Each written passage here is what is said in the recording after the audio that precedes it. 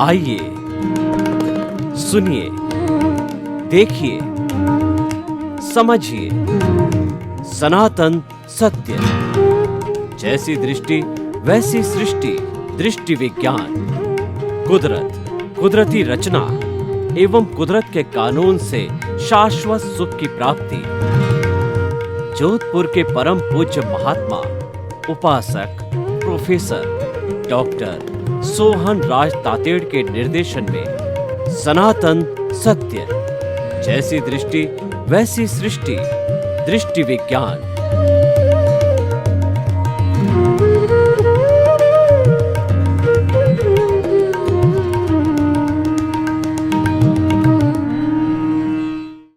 भाई और बहनों, मातृशक्ति को नमन। आज का हमारा बहुत सुंदर विषय जीवन शैली निर्माण के सूत्र। देखिए, जीवन किसे कहते हैं? जन्म से मृत्यु के बीच का जो स्पान होता है वह जीवन कहलाता है। तो हर व्यक्ति जीवन जीता है, हर प्राणी जीवन जीता है और ये जीवन आयुष्य के अधीन होता है।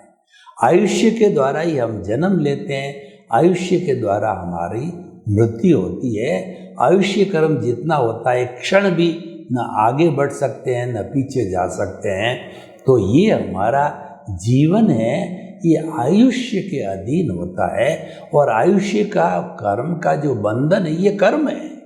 8 कर्मों में से आयुष्य एक आघाती कर्म है और आयुष्य का कर्म बंद किए बिना अगला जन्म यानी आत्मा उस शरीर को छोड़ नहीं सकती। और जब आयुष्य संपन्न हो रहा है तो निश्चित समय में उसको छोड़ना ही है। देखिए, 2 बातें आ गई, उसको छोड़ने का समय भी आ गया और जब तक अगली रिटर्न टिकट की व्यवस्था न हो, यानी आगे कहाँ जाना है वो व्यवस्था न हो, तो वो जगह जो है न छोड़ सकता है, उसको कहाँ जाना है ये मालूम ही नहीं। तो ये दोनों चीज़ें निर्धारित हो जाती है। तो हमारा जीवन बड़ा एक इम्पॉर्टेंट जीवन है। और देखिए, सबसे बहुमूल्य जीवन मानव जीवन है। उसका एक एक क्षण का उपयोग करना चाहिए, क्योंकि मानव जीवन अति दुर्लभ सर्वश्रेष्ठ जीवन है। बहुत बड़ी पिछले जन्म के अंदर तपस्या करके आते हैं जब मानव जीवन मिलता है। और मानव जीवन को पाने के लिए हमारी वैदिक परंपरा इतनी स्ट्रिक्ट है कि वैदिक परंपरा कहती है कि 8 जन्मों तक आप सुकृत करते रहो तो आपको मनुष्य गति मिलती है। और उसके अंदर कोई गड़बड़ी हो गई तो आपको 99 भव के बाद में जो है वह उन्हें मानव धर्म मिलेगा। और उसमें भी गड़बड़ हो गई तो 999 भव के बाद में मानव जीवन मिलेगा। यानी बहुत रेयर है, मानव जीवन रेयर है, क्योंकि ये सर्वश्रेष्ठ है। और रेयर होने के कारण, सर्वश्रेष्ठ होने के कारण ये उपयोगी है। और एक बड़ी विशेषता मानव जीवन में ये है कि केवल मनुष्य ही मुक्ति को, शाश्वत सुख को प्राप्त कर सकता है। तो हमारे जीवन शैली के निर्माण के सूत्र, यानी हमारा ये जो जीवन मैंने बताया, इसकी शैली, शैली का मतलब way of living, art of living, science of the living, system of the living कैसा होना चाहिए, वो बहुत उच्च कोटि का होना चाहिए। उस उच्च कोटि के जीवन शैली के सूत्र भी उच्च कोटि के होने चाहिए। तो हम कुछ सूत्रों की चर्चा यहाँ पर करेंगे जिससे हमारी जीवन शैली अच्छी बने। आप देखिए कि ये जीवन शैली एक एक दिन इकट्ठा होता 50, 60, 70, 100 वर्ष का होता है। तो अपन पहले जो है एक दिन के हिसाब से चलें, यानी उठने से सोने के बीच के अंदर जो समय होता है वह 24 आवर्स का जो समय है वो एक दिन का समय। और भगवान ने सभी को 24 घंटे दिए, चाहे कुबेरपति है, चाहे शिक्षक है, प्रधानमंत्री है, राष्ट्रपति है, चाहे बड़ा से बड़ा व्यक्ति है, सबको एक दिन में 24 घंटे मिलते हैं। किसी को 25 घंटे या 23 घंटे नहीं मिलते हैं। और लोग कहते हैं कि मेरे पास में टाइम बहुत कम है, टाइम की शॉर्टेज रहती, तो भैया 24 घंटे से अतिरिक्त आपको टाइम और जितना आपका आयुष्य यानी लाइफ स्पान है उससे 1 सेकंड भी अधिक नहीं मिलेगा। कौन व्यक्ति कितना जीता है ये मायना नहीं रखता, कैसे जीता है ये मायना रखता है। तो कैसे जीवन के लिए ये जीवन शैली के सूत्र हम आपको बता रहे हैं। देखिए, महापुरुषों का देखिए, स्वामी विवेकानंद केवल 36 वर्ष तक ही जीवित रहे और 36 वर्ष में उन्होंने दुनिया को ऐसा अजर अमर सिद्धांत, उच्च कोटि का जो प्रैक्टिकल योगा जैसे सिद्धांत दिए कि 125 वर्षों की जन्म जयंती तो हम मना चुके, उनकी न आने वाले जन्मों में कितनी मनाएंगे। मैंने ऐसा उदाहरण दिया है। ऐसे बड़े बड़े महापुरुष बहुत हुए हैं हिंदुस्तान के अंदर जिन्होंने किए। वो स्वामी नारायण को देखिए और उसके अलावा शंकराचार्य को देखिए। ये छोटी छोटी उम्र के अंदर ये लोग देहावसान स्वर्गवास हो गया, लेकिन छोटी उम्र में उन्होंने बहुत दिया, यानी उन्होंने क्वालिटेटिव जीवन जिया। तो हमारी जीवन शैली को उत्तम क्वालिटेटिव बनाने के लिए हम सूत्रों की बात करते हैं। 24 घंटे का पीरियड। सबसे पहले हम प्राकृतिक बात करते हैं कि early to bed and early to rise is a sign of good health. A sound mind exist in a sound body. हमारे तरक्की करने के लिए, अच्छा जीवन मिलने के लिए हमारा माइंड, हमारा मन है वो साउंड होना चाहिए। और ये साउंड कब होगा? जब हमारी दिनचर्या संयमित होगी। समय पर सोएंगे, समय पर उठेंगे, खाना पीना, उठना बैठना, सोना है, ये सब समय पर होना चाहिए। समय पर होने का अर्थ ये कि हमको वर्तमान में जीना है। देखिए, अच्छी जो है जीवन शैली बनानी तो हम एक दिन का रोल मॉडल आपको बनाते हैं और दूसरे दिन वही, तीसरे दिन वही, चौथे दिन वही, 50 साल तक वही, 100 साल तक जीते हो तो वही एक दिन का मॉडल। क्योंकि एक दिन ही तो जिया जाएगा। हम एक दिन की बात करते हैं, रोल मॉडल की बात करते हैं। मैं आपको उदाहरण दूं कि DPS एक ऐसी जो है वो एजुकेशन की संस्था है कि इन्होंने स्कूल का जो है एक रोल मॉडल दिल्ली में बनाया, उसका नाम DPS रहा। तो वह इतना सुंदर तरीके से बना गया कि उस रोल मॉडल इतनी अच्छी क्वालिटी डाल दी उसके अंदर कि वह ट्रेडमार्क रजिस्टर्ड करा करके उसकी फ्रेंचाइज जो है भारतवर्ष के हर बड़े शहर, जिला और तहसील मुख्यालय पर वो DPS के स्कूल फ्रेंचाइज होने लगे। रोल मॉडल अच्छा बना। तो आप भी एक दिन का रोल मॉडल बनाइए। पहला सूत्र मैंने बताया, early to bed and early to rise. सब काम समय पर करना, यानी वर्तमान में जीना, भावक क्रिया करना। वर्तमान में जीने का अर्थ ये 24 घंटे खाने के समय में ध्यान, खाने में, पीने समय पीने में, सोते समय सोने के अंदर, और खेल रहे हो तो खेलने के समय में, पढ़ रहे हो तो पढ़ने के समय के अंदर, प्रवचन दे रहे हो तो प्रवचन के समय में, बात कर रहे हो तो बात करने के समय में, गृहिणी भोजन बना रही उसका ध्यान भोजन के, यानी वर्तमान में जीना। ऐसा है समग्रता से भूत भविष्य वर्तमान तीनों आवश्यक है। तो हमको कभी भूतकाल में भी जाना पड़ जाता है कि याद करने के लिए, स्मृति करने के लिए कि 10 साल का मैं कहाँ रहता था, किसी ने पूछ भी लिया, जानकारी करनी हो तो भविष्य की स्मृति में गए और वापस आ गए वर्तमान में। और हमको कई बार भविष्य में भी जाना पड़ता है कि अगले साल क्या करना है, क्या प्लानिंग है हमारी, और क्या ब्लूप्रिंट है, क्या जो है हमारा माइलस्टोन है, क्या जो है हमारे मेरिट्स है, डिमेरिट्स है, बोटलनेक्स है। तो उसके लिए हमको जो है भविष्य काल में भी जाना पड़ेगा। गए और वापस आ गए, यानी हमारा मुख्य स्ट्रेस है वर्तमान के अंदर होना चाहिए। एक एक क्षण जो निकलता है वह हमारे ध्यान में रहना चाहिए। वर्तमान में जीने की आदत हमको डालनी चाहिए। और देखिए 24 आवर्स के अंदर या तो आप माइंड में सेट करो, या आपको याद नहीं रहता है तो आप एक डायरी में लिख दो कि फर्स्ट काम ये है आज का, सेकंड ये, थर्ड ये, फोर्थ, फिफ्थ ये। इसको कहते हैं assignment of the work, assignment of priorities. ऐसा नहीं है कि बहुत ज़रूरी काम है। ज़रूरी काम का अर्थ है कि आज डॉक्टर से टाइम लिया हुआ और बीमारी इसकी है कि प्रॉब्लम हो जाएगी रात को, तो पहला काम है डॉक्टर के पास जाइए। आपने चेक दे दिया, पेमेंट में आने वाला बैलेंस नहीं है, तो आपका वो फर्स्ट प्रायोरिटी हो गई।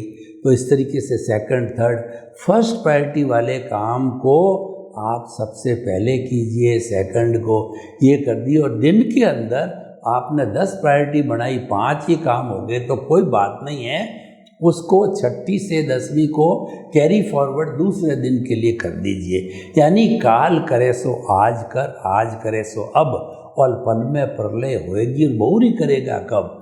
यानी वो हमें समय प्रबंधन करना चाहिए, हमें समय की पंक्चुअलिटी करना बहुत ज़रूरी है। टाइम मैनेजमेंट कहलाता है, ये किया जाना चाहिए, बहुत ज़रूरी है। तो टाइम मैनेजमेंट जो है ये हमारे अच्छे जीवन निर्माण का एक संतुलन हो गया, एक सूत्र हो गया टाइम मैनेजमेंट। और दूसरा वर्तमान के अंदर जीना। और अगला सूत्र बात करें, जैसे जैसे मस्तिष्क में सूत्र आ रहे हैं मैं आपको बताता जा रहा हूँ कि ये है कि थिंक पॉजिटिव, डू पॉजिटिव और बी पॉजिटिव। हमेशा पॉजिटिव रहो। दुख में से सुख निकालने की कला आनी चाहिए। आपके जो है वो चलते चलते आप गिर गए तो भगवान का शुक्रिया करो, भगवान को धन्यवाद दो, मैं तो गिरा और मामूली सी मेरे मोच आई। अगर गिर कर के और मेरे बड़ा फ्रैक्चर हो गया होता तो 6 महीने 12 महीने मुझे जो है बेड रेस्ट करनी पड़ जाती। तो भगवान को धन्यवाद दीजिए, क्योंकि आपने उस दुख में से जो है वो सुख निकालने कला आ गई। और आपके छोटा मोटा कुछ हो गया और आप रोते रहे कि ये हुआ कैसे हुआ, उसको बहुत बड़ा बना दिया और आप ध्यान करते रहो, उसकी चिंता करते रहो, उससे कोई निर्णय निकलने वाला नहीं है। तो इसीलिए ये जो है हमारे को जो है वो जो ये दुख में से सुख निकालने की कला हमको सीखनी चाहिए। और देखिए कि जीवन का हर कार्य समय पर करना चाहिए। हम एक दिन का काम एक दिन में कर लेंगे तो पेंडिंग वर्क नहीं रहना चाहिए। देखिए कोई व्यक्ति जो है बचपन से आगे बड़ा हो गया और अपने पैरों पर खड़ा हो गया, शिक्षा भी हो गई और बाल बच्चे भी हो गए, तो अब बाल बच्चे हो गए तो एक बड़ी रिस्पॉन्सिबिलिटी इसके ऊपर आ गई। तो बाल बच्चों को अच्छे संस्कार देना, उनकी एजुकेशन देना, उनको पाँव पर खड़ा करना, उनको जॉब दिलाना और उनको शादी करना, पैरों पर खड़ा करने की पूरी जिम्मेवारी हो गई। एक बच्चे को तैयार करने में 30 साल की जिम्मेवारी जो है वह एक पेरेंट्स के ऊपर आ जाती है। तो हर काम समय पर करना चाहिए। ऐसा नहीं है कि बच्चे तो शादी के लायक हो गए और हमने प्लानिंग की नहीं पहले कि जो मकान की व्यवस्था करें या जो है वो उनके बायोडाटा वगैरह कहीं भेजें और अच्छा लड़का लड़की की तलाश किया जाए। उसके पहले अपना धन का जुगाड़ कर दें, सेविंग कर दें। हमारे पास धन की सेविंग नहीं, रहने के लिए अच्छा मकान नहीं, कोई व्यवस्था हमने ढंग से नहीं की, बाल बच्चों को अच्छी एजुकेशन नहीं दिलाई, उनको प्रैक्टिकल जो है जीवन में कुछ सिखाया नहीं है, तो समय पर कैसे काम हुआ? तो उसका इफ़ेक्ट जो है वो सारा आगे आता है और जीवन जो है गड़बड़ा जाता है। तो हर काम समयबद्ध होना चाहिए। और देखिए कि व्यक्ति को अपने जीवन में कभी भी नर्वसनेस नहीं आनी चाहिए। कभी भी जब नर्वसनेस आई तो भीतर बड़ा पावर हाउस है, भीतर उत्साह का जो है सागर लहरा रहा है। हमारे भीतर जो शुद्ध आत्मा प्रभु का निवास है, अभी हम शुद्ध आत्मा बने नहीं हैं, क्योंकि शुद्ध आत्मा बनेंगे तो हम मुक्ति की अवस्था है, मोक्ष में चले जाएंगे। लेकिन ये हमारे भीतर विराजमान है, इसके साथ अज्ञान जुड़ा हुआ है, इसी कारण ये बॉन्डेड और इसी कारण इस शरीर में है। जिस दिन अज्ञान समाप्त हो जाएगा, हमारे सनातन सत्य जो हम आपको परोस रहे हैं, उसका उद्देश्य अज्ञान को मिटाना है। अज्ञान का त्याग ही सच्चा त्याग है। और हम सनातन सत्य के माध्यम से कुदरती रचना और कुदरत का कानून आपको बताते हैं। क्यों बताते हैं? आपकी रॉन्ग बिलीफ, यानी आपका अज्ञान है, वो राइट बिलीफ के अंदर या उसको ज्ञान और विज्ञान के अंदर परिवर्तित करते हैं, ताकि कि आपको जो है सम्यक ज्ञान सम्यक दर्शन मिले। और जब सम्यक ज्ञान दर्शन मिल गया, इसका मतलब मुक्ति की नींव लग गई। फिर आप उसको डेवलपमेंट करना, आपने प्लॉट लिया है, उस प्लॉट की नींव खुदवा दी और नींव भर करके नींव ऊपर आ गई, जमीन प्लिंथ लेवल तक आ गई, तो आपको बहुत बड़ा सुकून और आपको जो है बहुत बड़ी शांति मिलती। अब मेरा बिल्डिंग खड़ा हो जाए, क्योंकि नींव में आपने बहुत सी ऐसी प्रिकॉशंस ली है जो आजकल अर्थक्वेक प्रूफ बनती है, और जितनी मंजिल होती है उस हिसाब से उसकी विड्थ वगैरह इंजीनियरिंग पॉइंट ऑफ व्यू है। इसका मतलब ये है, प्लिंथ लेवल पर आ गया तो जितनी डिज़ाइन है आपकी 5 मंजिल 10 मंजिल 50 मंजिल 100 मंजिल आराम से बन सकती है। यानी आपकी फाउंडेशन वो इतनी मजबूत हो कि वो है हमारा सम्यक ज्ञान सम्यक दर्शन। उसका डेवलपमेंट करते रहिए, उसका डेवलपमेंट बढ़ते, 1 जन्म का डेवलपमेंट, 2 का, 3 का, 4 का, और करते करते जब जो डेवलपमेंट 360 डिग्री का हो जाता है, तो आपको केवल दर्शन हो जाता है। और केवल दर्शन होते ही अगले जन्म में आपको मुक्ति की प्राप्ति हो जाती है। आपको पुण्य पाप से बचना चाहिए। हमें पुण्य पाप का रास्ता नहीं लेना है। जो हमारी मन वचन काया को शुद्ध करने का, उसकी शुभ प्रवृत्ति का अगर हम कॉन्सेप्ट पकड़ते हैं, तो वो रास्ता हमारे को जो है अच्छी गतियों में घुमाएगा। बुरी गति नहीं मिलेगी, मैं उसको बुरा नहीं मानता हूँ, लेकिन गतियों में घुमाने का अर्थ ही तो संसार है। बुरा संसार नहीं, अच्छा संसार है। पर तो संसार तो है वो सोने की बेड़ी है। देखिए कि ये पुण्य और पाप ये दोनों बेड़ियां हैं। पाप लोहे की बेड़ी और पुण्य सोने की बेड़ी है। पुण्य अच्छा है, जो है पाप को काटने के लिए पुण्य की आवश्यकता होती है, और पुण्य से ही हमारा जीवन अच्छा बनता है। हम जितनी भी अच्छा इंसान बनने को, अच्छी जीवन शैली की बात करो, इसे पुण्य से ही होता है। बिना पुण्य के तो मैं झुग्गी झोंपड़ी का जीवन मिलता है, तो कोई व्यक्ति सोच भी नहीं सकता है कि जीवन अच्छा होना चाहिए। बड़े महान पुरुष को छोड़ दीजिए, क्योंकि बाबा साहेब अम्बेडकर और जितने भी महान पुरुष हुए हैं, वो तो म्युनिसिपैलिटी की लाइट के नीचे जिए हैं, वो तो झुग्गी झोंपड़ी का जीवन जी चुके हैं। ऐसे एक्स्ट्रा ऑर्डिनरी एक्सेप्शंस होते हैं। मैं तो सामान्य लोगों की बात करता हूँ। तो मैं आपको ये कहना चाह रहा था कि आप अपनी नींव को जो है मजबूत कीजिए, यानी आपको सम्यक ज्ञान सम्यक दर्शन की नींव लगा ही लीजिए।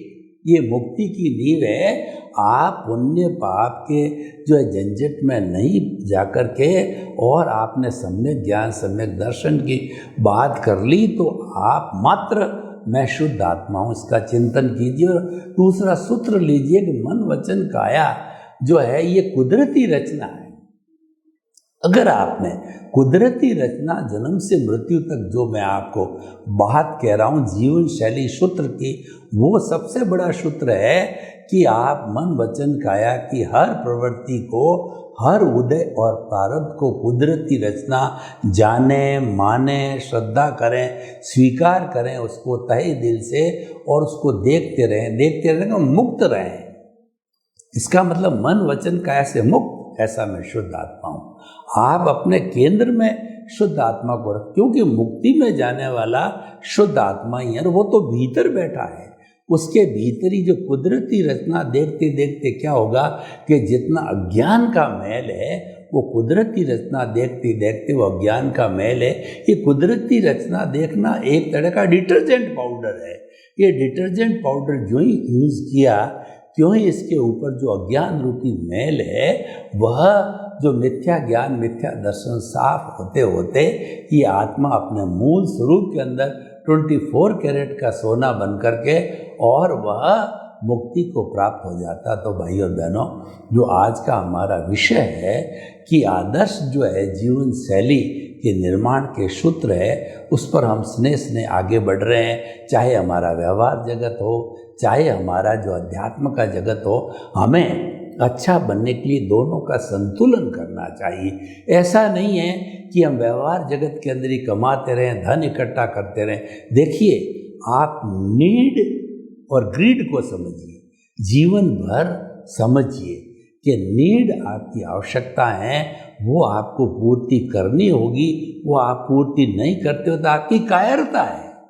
आपने बाल बच्चे तो पैदा कर दिए, आपके घर में पेरेंट्स है, पर पेरेंट्स को खिलाने के लिए, पेरेंट्स की सेवा करने के लिए, पेरेंट्स के ट्रीटमेंट के लिए, पेरेंट्स को चित समाधि पहुंचाने के लिए, बाल बच्चों की शिक्षा के लिए, बाल बच्चों के रोजगार के लिए पाऊँ आपका साधन ही नहीं है, क्योंकि आपने समय पे बचत नहीं किया।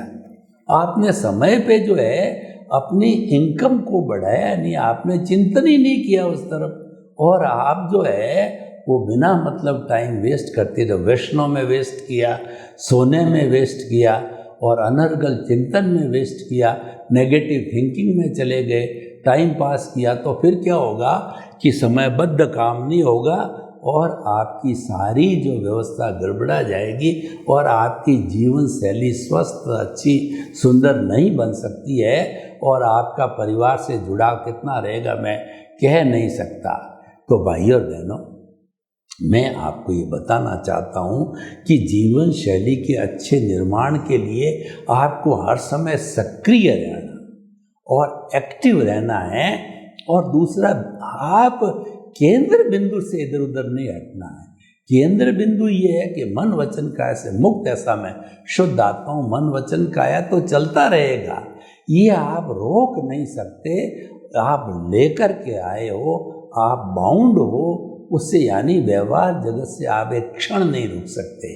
यानी आपका बेटा, आपके माता पिता, आपकी पत्नी, आपकी कमाई, आप गृहस्थ और सन्यासी हो तो आपके गुरु है, और गुरु का जो है कहना मानना, गुरु के अनुसार ही आपको जो है वो विहार करना, आपकी दिनचर्या, रात्रि भोजन नहीं करना, और जो है आपको 5 महाव्रत पालना, ये सब कुछ जो है अपने अपनी कैटेगरी के अनुसार जो सन्यासी है वैसे करता है।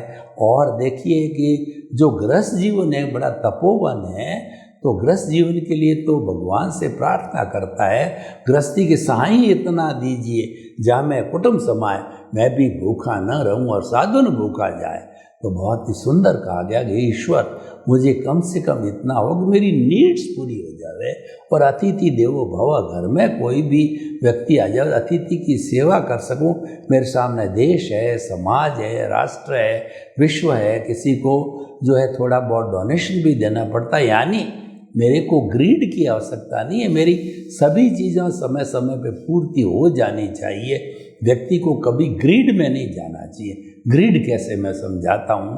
आपकी छोटी सी फैमिली है 5 मेंबर की, और आपके पास में बहुत 5-7 कमरों का मकान है, तो आप ग्रिड में जाकर के 2 मकान, 5 मकान, 10 मकान इकट्ठे करते हो, और आपके 5 मेंबर है, 5 अच्छे मोबाइल है, आप 10 रखते हो, 20 रखते हो, आपके 10 साड़ियों से या 10 ड्रेस से काम चल जाता, आप 100 रखते हो। ये सारी ग्रीड है, ये अवश्य है, और ये अवश्य के वशीभूत होकर के आदमी इकट्ठी करता, उस अकाउंट में नहीं जाना चाहिए। अच्छी जीवन शैली के लिए आपको ग्रिड में नहीं जाना, और प्रभु कृपा से आपके भाग्योदय से जो है आपके पास में धन आ रहा है, तो उस धन का आप सदुपयोग जो है लोगों की भलाई के लिए कीजिए। देखिए, धन की 3 गति होती है। पहली गति तो ये है कि आपके स्वयं पर और उसके साथ साथ के अंदर आपके परिवार पे उसको खर्च करो, वो तो भोग की स्थिति हो गई है। और दूसरा ये है कि वो भी होने के बाद सरप्लस बचता है तो आप समाज के अंदर उसका नियोजन करो। लूले, लंगड़े, अपाहिज, मूक, बधिर और अनाथ, विधवा जो कि अभावग्रस्त है उनके लिए सहयोग में काम लो। और ये दोनों ही नहीं करते और कंजूस आदमी है तो एक स्थिति आती है उसके रहते रहते उसके अगले जन्म के अंदर कोई कपूत भी उड़ जावे या कोई भी कई कारण हो सकते हैं कि वो सारी पूंजी स्वाहा हो जाती है, उसका विनाश हो जाता है। तो भाई और बहनों, हम आपको बताना चाहते हैं कि ये जो जीवन शैली निर्माण के जो सूत्र है अच्छे अच्छे व्यवहार जगत के और हमारे अध्यात्म जगत के, ये हमको पालन करते रहना चाहिए। अध्यात्म जगत के भी कुछ सूत्र बताना चाहता हूँ कि आप भीतर जाने की कला को सीखिए। भीतर प्रभु विराजमान है तो प्रभु ही हमारा मालिक है, उससे बात कीजिए, उसको रिझाइए, उससे कृपा लीजिए और उसके चरणों के अंदर प्रार्थना कीजिए तो आपका आध्यात्मिक जीवन अच्छा बनेगा। सर्वे भवन्तु सुखिनः, सर्वे सन्तु निरामया। लोक के सब जीवों को सुख मिले, शांति मिले, आनंद मिले, प्रेम मिले, सौहार्द मिले और सबको मुक्ति मिले। आपके प्रति मंगल भावना। ओम मारा।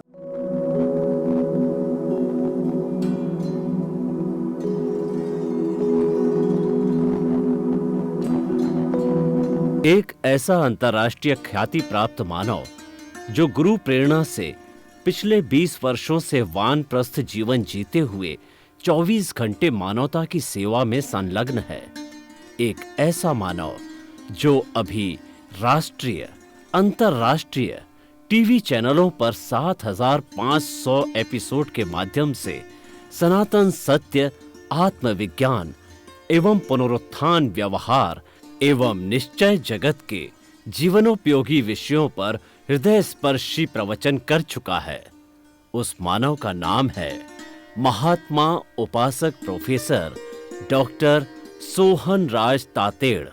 प्रोफेसर तातेड़ द्वारा योग, दर्शन, शिक्षा विषयों पर रचित पीएचडी स्तर के 250 शोध ग्रंथ भारत के 100 प्रतिष्ठित विश्वविद्यालयों में शोधार्थी पढ़ रहे हैं तथा वे सभी शोध ग्रंथ वहां की सेंट्रल लाइब्रेरियों में उपलब्ध हैं।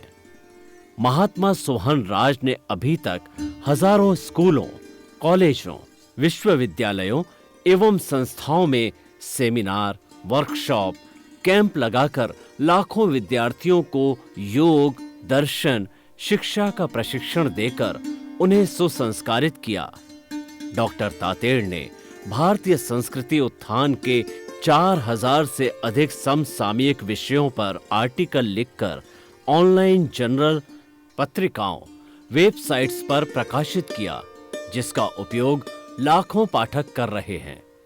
उपासक तातेड़ के 5000 से अधिक आज का सुविचार, आज का शुभ संदेश, आज का मंगल भावना योग आदि चिंतन websites, Twitter, blogger, Facebook, YouTube माध्यमों से लाखों लोग अपना जीवन निर्माण कर रहे हैं।